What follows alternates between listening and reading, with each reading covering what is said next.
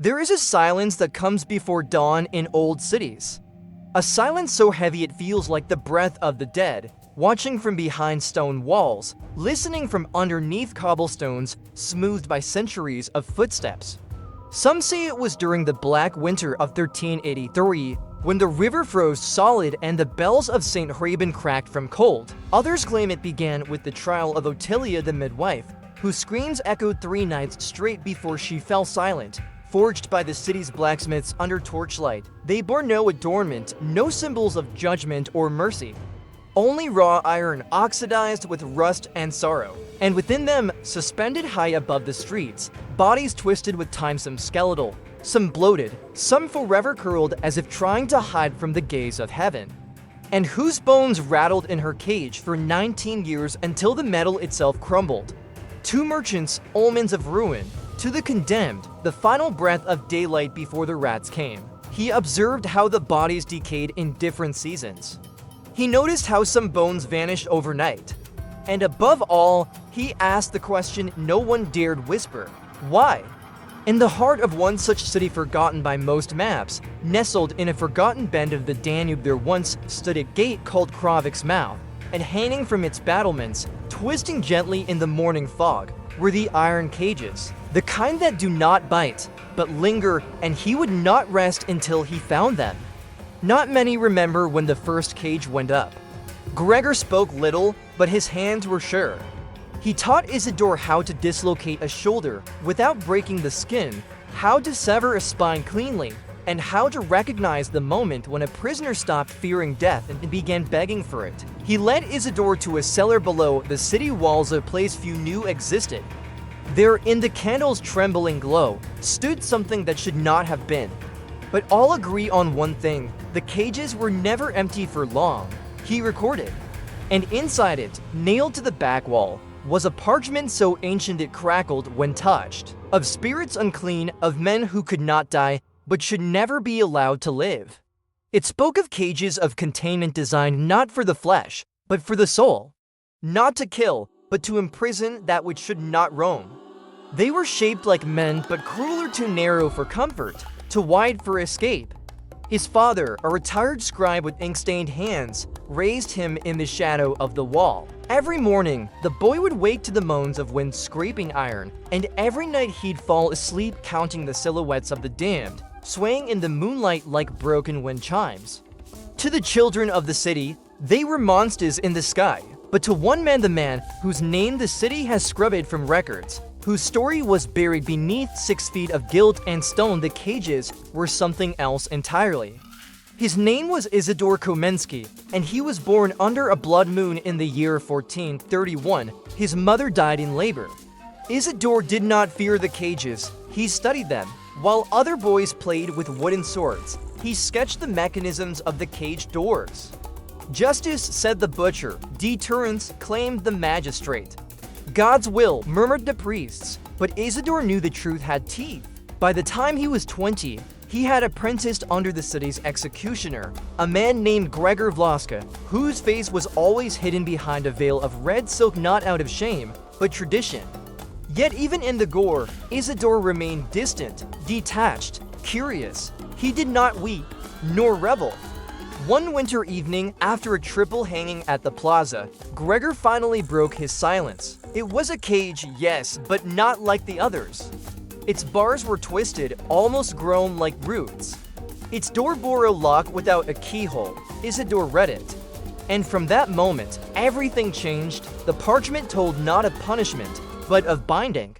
And suddenly, the twisting silhouettes above Krovik's Mouth no longer looked like justice. They looked like warnings, warnings we had forgotten how to read. Isidor could not sleep after reading the parchment. The word zinked in a language that shifted each time he blinked, burned into the back of his skull like an afterimage from staring too long at the sun. Isidor walked the streets in silence, watching the cages, how dogs would not pass beneath them, how some nights the wind carried whispers not from lips, but from within the iron. Low, grating murmurs, words not spoken but remembered by the air. They no longer seemed like ornaments of cruelty, they seemed like locks. And the city, he now realized, was the vault. He tried to speak of it to Gregor, but the executioner only shook his head, muttering, "You read what was never meant to be read." And from that night onward, Gregor began to drink. The winter deepened, the river turned to black glass, and the smoke from the bakeries rose like funeral veils over the rooftops. He began to notice things others refused to see. How the shadows of the cages moved slightly against the wind's direction. He returned to the cellar again, alone this time. The twisted cage was still there, so was the parchment, but now another object sat in the room's center, a mask. Black iron, faceless, mouthless, cold as a tomb, he did not remember it being there. There was no light, no weight, no shape, only presence. Around him, 1,000 voices chanted in whispers, echoing from nowhere and everywhere. Some spoke languages long dead, others simply screamed. But above them all, one voice rang clear. But as he looked into its smooth void, a thought entered his mind, unbidden, "We're me, and see." He fled, but the idea rooted deep, like rot in timber. In the days that followed, he stopped speaking to friends, stopped writing his observations. He simply stared at the cages, at the wall. Long before the city, long before even the river, there had been visitors, beings not born, not shaped, but called. They fed not on flesh, but on fear, on secrets. They could not die. But they could be bound anchored to the earth by will and iron, sealed in forms that mimicked the human shape to trick them into stillness. At his own trembling hands, but in time, knowledge faded. The rituals became spectacle, the bindings weakened. Just 16, accused of petty theft and witchcraft, a combination dangerous enough to condemn, trivial enough not to mourn. Isidor was assigned to assist in her punishment. The crowd gathered, cold and eager. The cage had already been hoisted above the gate. He now understood the cages did not kill monsters, they housed them. She did not even flinch as they locked her in the iron cradle. She only turned her head and looked straight at Isidor. And then came the girl. Her name was Annika, but something was wrong. Annika did not scream. She did not plead. The bishop. Even Gregor, who now barely spoke, but none would listen. It was not a gaze of fear, it was recognition. That night, he returned to the cellar and put on the mask. Darkness swallowed him, not blindness absence. "It was Annika's you see now," she said. "You see what the cages hold," and Isidor did. In a vision, or perhaps a memory, he saw the origins of the cages. The early priests knew this. They built the first cages in trembling faith, locking away what could not be named, and so they whispered. Annika was not a witch. She was a vessel chosen by something older than sin. A host, not a heretic. The mask fell from Isidor's hands. His heart beat like war drums in his chest. And there were more than a dozen, each one a prison. Each prisoner, not dead but waiting. Waiting for the rust to win, for the metal to fail, for the memory of purpose to finally die. He tried to warn the magistrate. They thought him mad, possessed, dangerous, and so, on a fog-thick dawn, Isidor Komensky found himself led to the gate. A new cage had been prepared. Its iron shone black as pitch, its door slightly open. And in the crowd below, one figure watched in silence, Annika uncaged, smiling. They raised Isidor above the gate at first light, just as the mist began to peel from the rooftops like skin from old bones.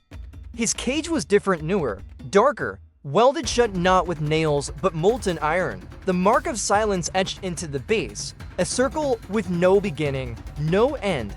The townsfolk gathered to watch, not with hatred, but unease. They didn't cheer, they barely spoke.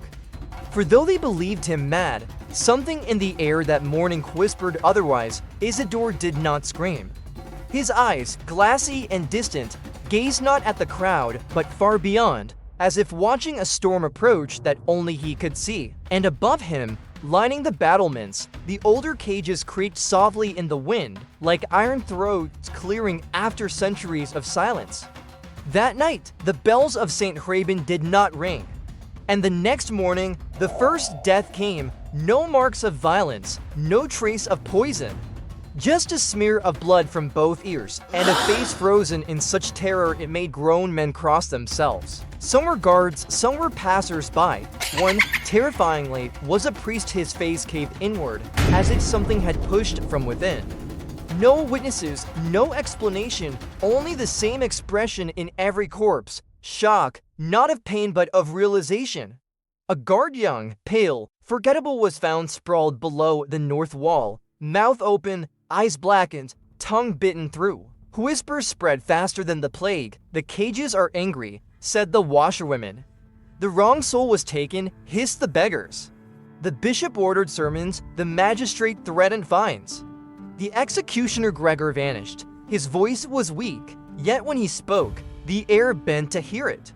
They buried him before dusk, but by dawn, 2 more were dead. The city began to fray, and still the bodies piled. Most were found near the walls, and then one snapped. A single bar, brittle from centuries, cracked and fell to the stones below like a bell's toll at midnight. Her lips moved without sound, her shadow flickering as if beneath unseen flames. The guards did not stop her. They couldn't. Their limbs stiffened, their eyes rolled white, and as she passed, they wept blood from the corners of their sockets. It was Annika who returned to the tower. The stones of the city grew warm, then hot, then began to hiss. Doors slammed shut on their own, windows cracked from the inside. Dogs howled and tore at their leash until their throats bled. Her skin cracked, her teeth lengthened, her eyes no longer glowed, they burned. And from her throat came a voice older than the city itself. She walked through the empty square at twilight, barefoot, her eyes glowing faintly in the dim. She climbed to the battlements and stood before Isidor's cage. He was still alive, gaunt, fevered, but alive. "You've let it loose," he whispered. "The bindings are failing." Annika said nothing. But she raised her hand, and around the gate, the iron groaned. Not from weight, but from something pushing within. One by one, the old cages began to move. They moved without form, yet everything they passed changed. Milk soured, lamps died, glass melted into tears. People forgot the names of their children. Not swinging from the wind, not from birds. They shuddered like breath drawn into lungs, metal strained, rust peeled. A soul welded to something that had once been silent, but had learned to speak. That was all it took. From that cage-long thought, empty something spilled out. The magistrate was found wandering the forest, naked, eyes plucked out and replaced with coins. As for Gregor, his head appeared on the executioner's block, though no one had seen him enter. No one saw it, no eyes were meant to, but the sky darkened and the air grew wet. Isidor screamed, not from fear, from knowing. And Annika laughed. It was not her laugh. The thing that had worn her like a mask now shed its own. We remember, we are owed, and across the city, other cages began to open. Some collapsed from age, others willed themselves apart.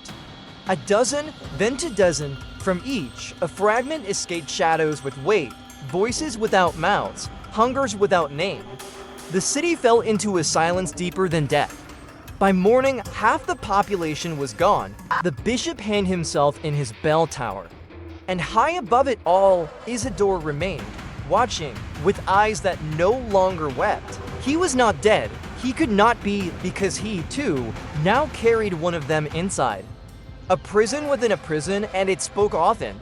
For 7 nights, the city burned without flame, no torch, no smoke. Yet stone blackened, beams split, and the walls that once held back the dark began to bleed from their mortar seams.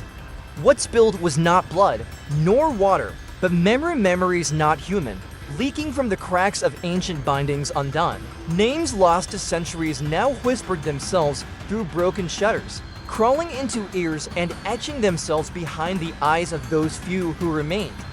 They reminded that was their purpose, that was their curse.